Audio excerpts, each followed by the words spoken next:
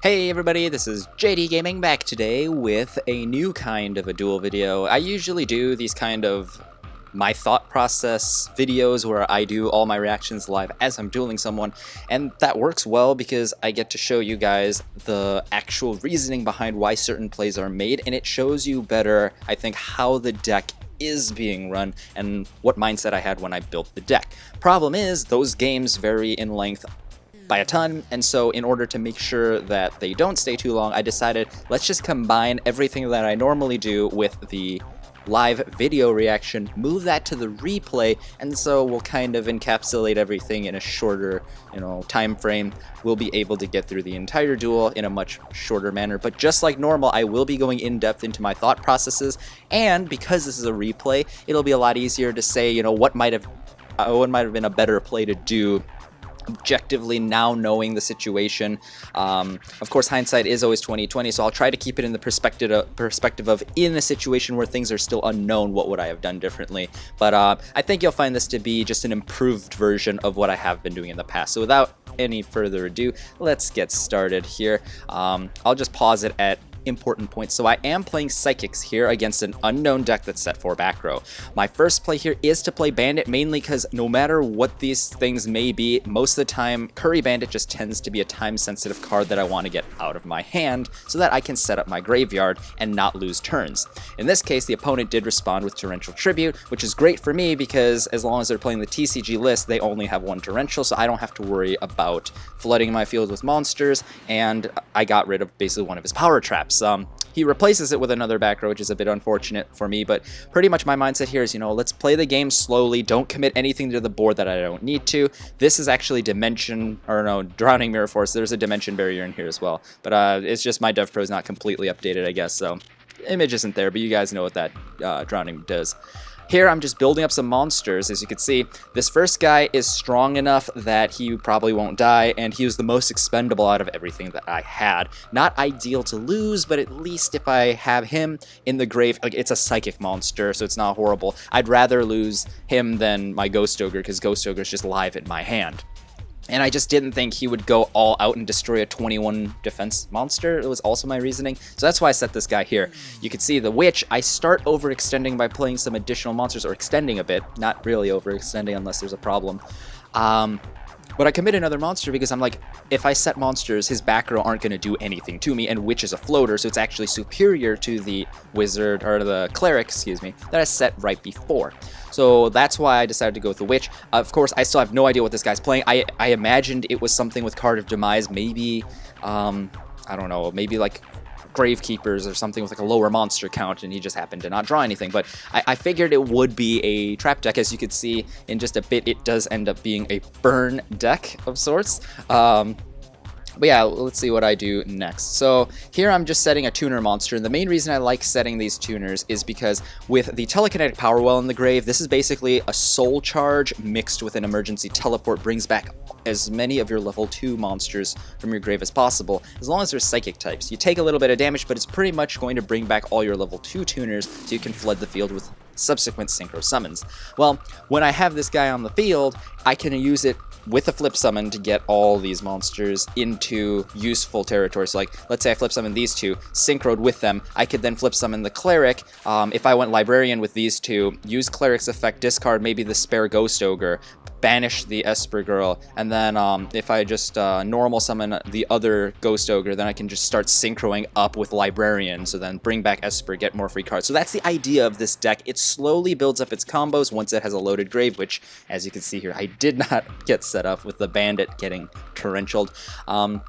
And unfortunately, I ended up getting everything tributed by this Winged Dragon of Raw Sphere mode out of nowhere, but it's still not the end of the world. I call Psyblocker's effect on this Winged Dragon, mainly because if you don't know what Psyblocker does, he lets you call a card name. It's like Prohibition, but even cards that are already on the field have their effects blocked off. They can't be used for any summons. Their effects are turned off. They can't switch battle positions, can't attack, can't do anything with the card, essentially. And so the idea is, even though this is not an activated effect that returns it to the opponent, so they will get it back, they won't be able to tribute it for the Raw. And, I really just don't want to face a 4,000 attack and defense Raw at this point, so that's what I did. So that's the reasoning here. I did burn off one of my spare TeleTunes, or the telekinetic power wells, to bring out this Esper Girl to try to synchro up.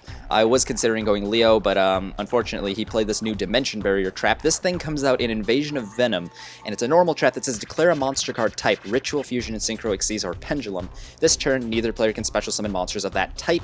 Also negate the effects of face-up monsters on the field of the declared type while they're on the field, but you can only activate one per turn. So while it's an inherent -1, it works very, very well to stop your opponent in their tracks from whatever type of summon that they need to make their key plays happen. So it makes decks fall apart, buys you that extra turn so you can smash their setups, especially if it's a Synchro or Xyz deck where they commit their monsters to the board. So very, very powerful trap card that he played here.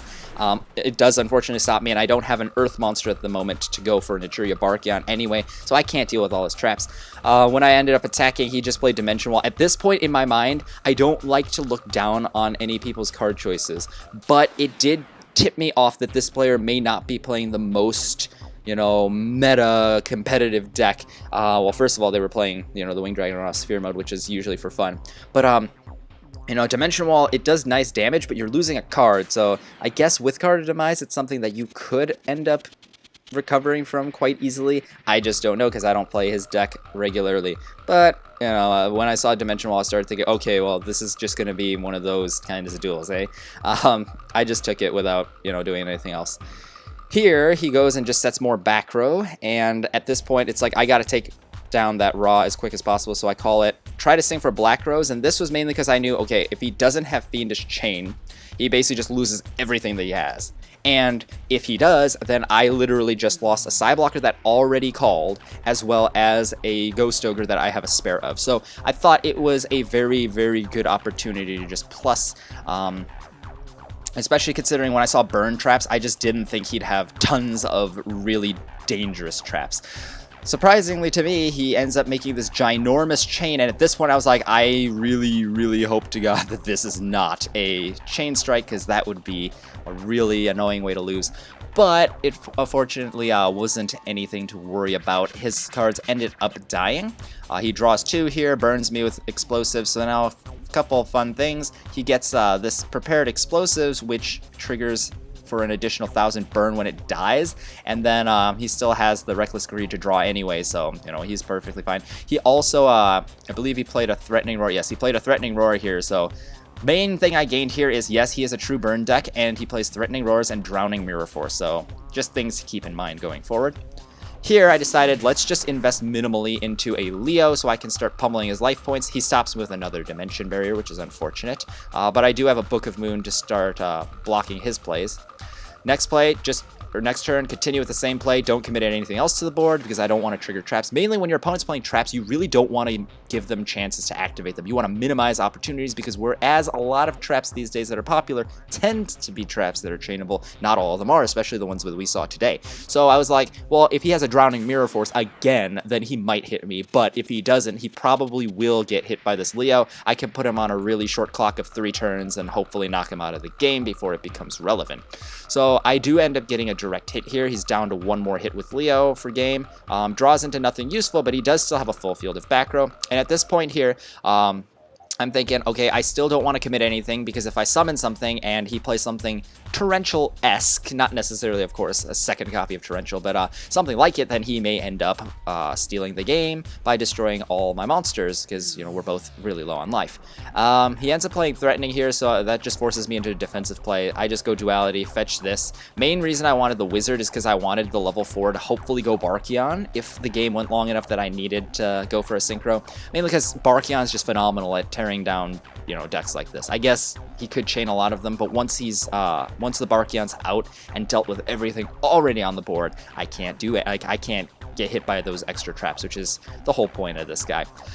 When I played Bandit, he unfortunately chained Ring of Destruction. I let it go through without using my Book of Moon in case he played anything else, and sure enough, he played Just Desserts, which would have meant, alright, he also played this Prepared Explosives. So had this Book of Moon not been played properly, I would have lost all these things. Bandit would have just owned me, and that would have been bad. So, yeah, what I ended up doing was just blocking off his Ring of Destruction at the last moment, so I saved myself the extra 1,000 burn I would have taken. He just lost his whole field, sets a random back row. Happens to be Zoma the Spirit, which is kind of annoying, because, you know, I can't really kill it without taking a crap ton of damage. I just maxi it because he doesn't summon all that much. I was like, this game's almost over either way. And this is where the fun happens. I drop a Jurigato to gain some life, and his idea probably, he's just not familiar with Jurigato. Jurigato lets me gain 1,000 life and summon him to the board during either player's battle step, which is as soon as you enter the battle phase and have the opportunity to declare an attack with a monster.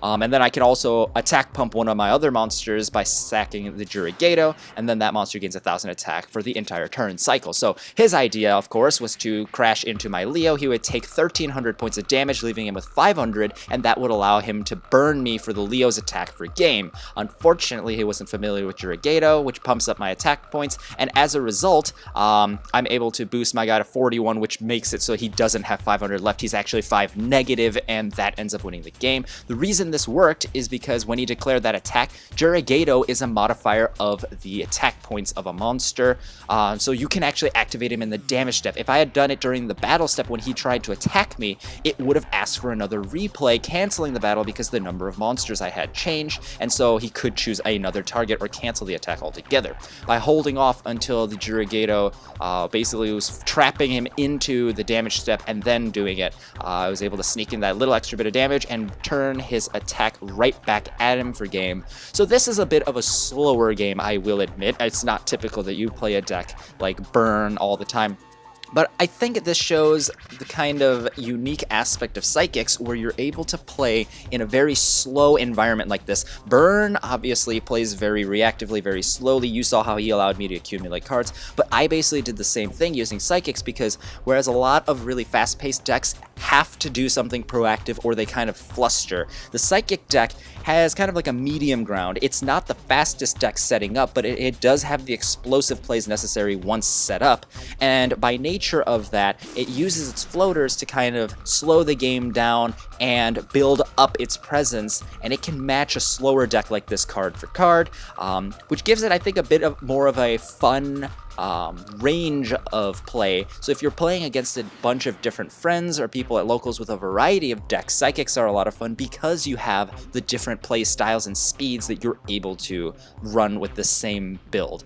So overall, I mean, this is the deck as I profiled before. You can find the link to that deck profile down in the description box down below. Let me know your thoughts on the deck and how it's running. This is, of course, not the prototypical game. It's not the typical opponent, but I feel like it captures something interesting that we haven't seen that much, you know, a slower paced game, and how you can play for card economy or play for, you know, minimizing risks and maximizing reward and that kind of thing. So let me know your thoughts down below, and I'll be back next time with another duel video. So thanks guys, this is JD Gaming. Hope you guys enjoyed. I'll see you guys next time.